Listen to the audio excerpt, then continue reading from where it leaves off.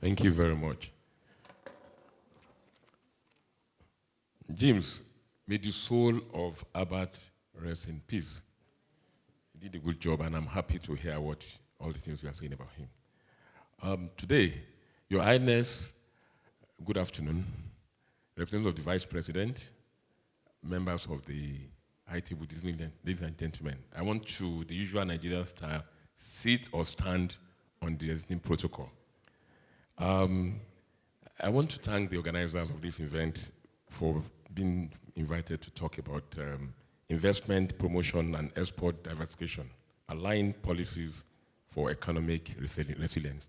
But I want to tell you this. I was, I think about 2 months ago in London here too, and I spoke about Nigeria. Export, Nigeria has no business being an import-dependent economy. In the 70s, Nigeria was the second largest exporter of cocoa in the 70s, and that was the funds that came up, and that was how we have the cocoa house in Ibadan. And history is actually repeating itself. Today, we are celebrating Hawo, and Nigerian film industry is the second largest globally.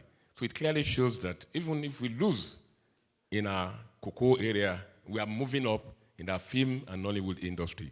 And like Honorable Dabi was saying, that wherever she goes to, she sees and hears about Nigerian music. So I think Nigerian deserves a round of applause for that.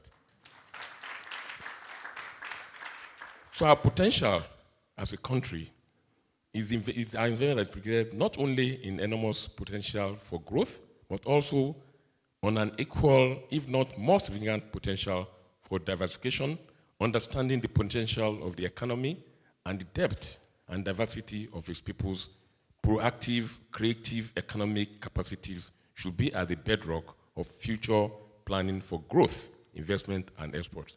Exports and investments in high growth sectors of the Nigerian economy are forefront and center to any drive for economic growth.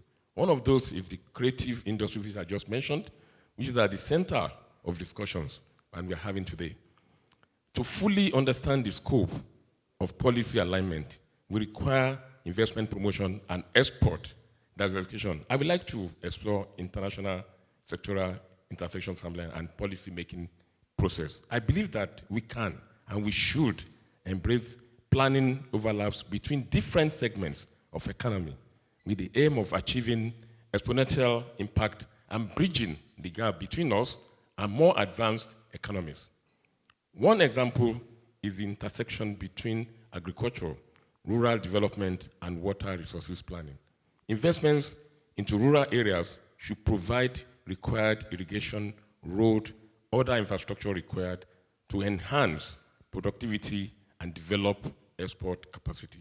This will in turn then help tackle the problems of poverty, insecurity, and financial inclusion. And the most important thing, which I always tell people, is the fact that you cannot do business without putting the necessary infrastructure in place. Agriculture that will lead into industrialization is very key, but how do you achieve that? The point is that when you have all these, our rural dwellers, our farmers, there's need to create that infrastructure for them. How do they store all those facilities? How do they get them to transport them? How do we achieve the standards that, oh, this is what is standard for export? Those are the areas we need to look at. And I believe with the look of things and the way things are going, Nigeria should be able to achieve that. The examples are essential to establish the capacity of that aligned policies aimed at attracting investments and export promotion to have built economic and social resilience again. The potential of Nigerian creative industry, which we are here today, and that is what is actually creating this so-called summit, is the fact that potential for this industry will attract investments and exports immensely. Its concentrated efforts are made to develop integrated plans that explore intersections between the relevant policy areas.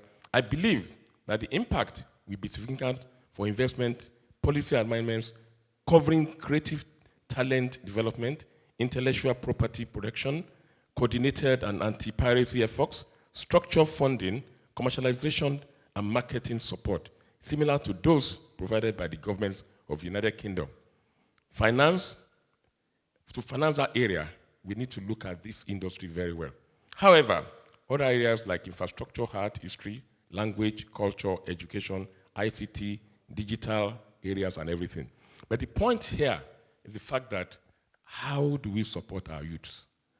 Like somebody said, can't remember, I think maybe Dr. Emoa, she said something that if we create jobs for our youth, then there'll be peace. I remember what happened during the EndSARS, and that was when we knew that the youths can actually face the government. And without them, there's no way we can move forward.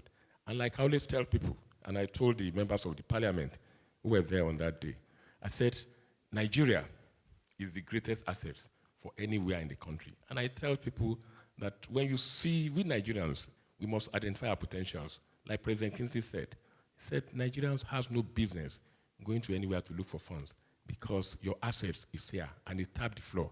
Yes, we are a country that is blessed with a lot of natural and mineral resources. Thus, the only way forward is to ensure that we take advantage of that. Because when you are flying back to Nigeria, you see a lot of foreigners coming to Nigeria.